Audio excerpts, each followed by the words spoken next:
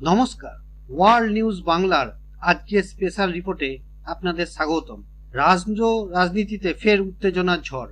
21শে জুলাই তৃণমূল কংগ্রেসের শহীদ দিবস উপলক্ষে কলকাতার রাজপথে মেগা র্যালির প্রস্তুতি নিচ্ছে দল। ঠিক তার মধ্যেই নতুন করে সুর চড়ালেন বিজেপি নেতা এবং রাজ্যের বিরোধী দলনেতা শুভেন্দু অধিকারী। কি বললেন শুভেন্দুর বক্তব্য, যদি বিজেপিকে উত্তরকন্যা অভিযানে অনুমতি না দেওয়া হয় তাহলে তৃণমূলকেও 21শে জুলাইয়ের সভা করতে দেওয়া উচিত না। হুঁশিয়ারি দিয়ে তিনি বলেছেন, উত্তরকন্যা বন্ধ করলে 21শে জুলাইও বন্ধ করতে হবে। কেন এত ক্ষোভ?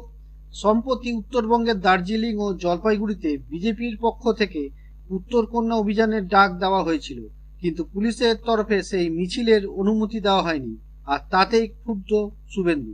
তিনি আরো বলেন, আমরা আইনি পথেই হাঁটছি, কিন্তু যদি প্রশাসন পক্ষপাত দুষ্ট ভূমিকা নেয় তবে আমরা চুপ করে থাকব না। শুভেন্দুর এই বার্তায় কি প্রতিক্রিয়া মিলেছে? তৃণমূলের তরফে এখনো পর্যন্ত সরাসরি কোনো প্রতিক্রিয়া না এলেও রাজনৈতিক মহলে ইতিমধ্যেই গুঞ্জন শুরু হয়েছে। অনেকে মনে করছেন 21শে জুলাইয়ের আগে এই হুঁশিয়ারি তৃণমূলের উপর চাপ তৈরি করার চেষ্টা। এই অবস্থায় কি হতে চলেছে? 21শে জুলাই তৃণমূলের জন্য অত্যন্ত গুরুত্বপূর্ণ দিন। অন্যদিকে বিজেপিও চাইছে এই সময় নিজেদের জোরালো বার্তা দিতে।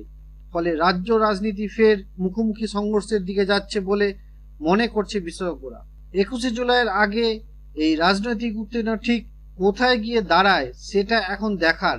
শুভেন্দুর হুঁশিয়ারিতে তৃণমূল কি প্রতিক্রিয়া দেয় সেদিকে তাকিয়ে গোটা বাংলা। এরকম আরো রাজনীতি ও খবরের আপডেট পেতে চ্যানেলটা এখনই সাবস্ক্রাইব করুন। ভিডিওটা ভালো লাগলে লাইক আর শেয়ার করতে ভুলবেন না। ধন্যবাদ। দেখা হবে পরের আপডেটে ওয়ার্ল্ড নিউজ বাংলাতে।